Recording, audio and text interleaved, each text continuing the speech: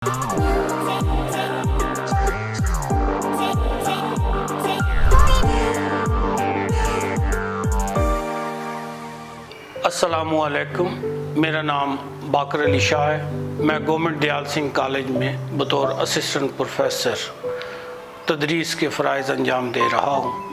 मेरी आज की दास्तान ये है। मुझे शुरू से ही किताबों से दिलचस्पी रही है और इन किताबों के जमा आवरी में मेरी मदद दुकानों के मुकाबले में फुटपाथ ने ज़्यादा की है।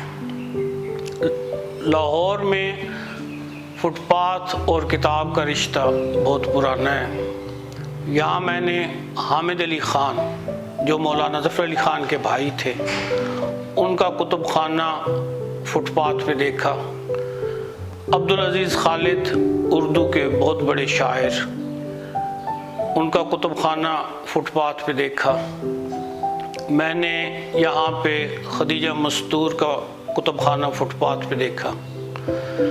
लाहौर की एक शख्सियत जिसका नाम ज़ाहिद डार था, जिससे ज़्यादा पढ़ा लिखा आदमी लाहौर में मौजूद नहीं था।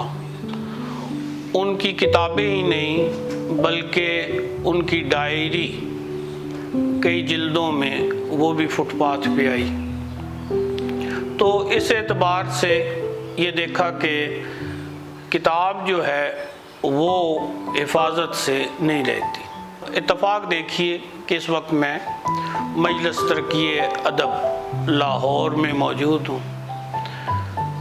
तहसीन फ़िराकी साहब के ज़माने में यहाँ की किताबें ओरिएंटल कॉलेज के पास जो फुटपाथ है वहाँ पर फ़रोख्त होती हुई देखी गई, जिनमें से एक आध मेरे पास भी है, जो अब मैंने लाइब्रेरी को, यहाँ की लाइब्रेरी को वापस की है।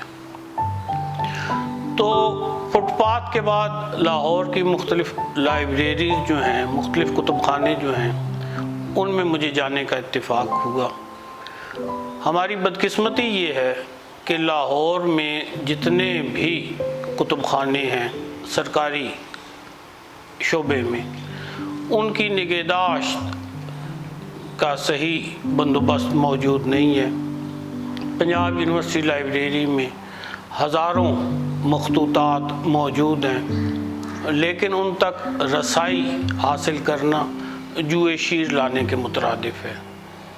पिछले दिनों मजलिस तरक्की अदब की लाइब्रेरी देखने का इत्तेफाक हुआ तो बेशुमार मुसव्वदात यहाँ पे ऐसे देखे जो आधे से ज़्यादा चूहे खा चुके थे, या अलमारियों के दरवाज़े खुले रह गए और कबूतर जो हैं उसमें गंद मचाते रहे। तो आहिस्ता आहिस्ता ये लगने लगा है कि किताबें पढ़ने का रिवाज ख़त्म हो रहा है। किताबें जमा करने का शौक़ अब किस्सा पारीना बनता जा रहा है।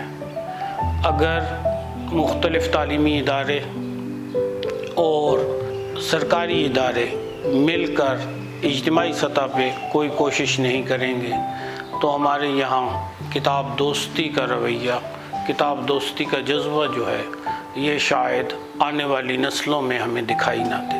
वक्त गुज़रने के साथ साथ ज़िंदगी के मुख्तलिफ़ शोबों में जो तब्दीलियाँ आती हैं, वो तब्दीलियाँ अपने साथ लोगों के मशागिल और मसरूफियात भी तब्दील कर देती हैं। जब किताब नहीं थी तो लोग कहानियाँ सुनते थे, दास्तानें कहते थे, मुशायरे ज़्यादा होते थे।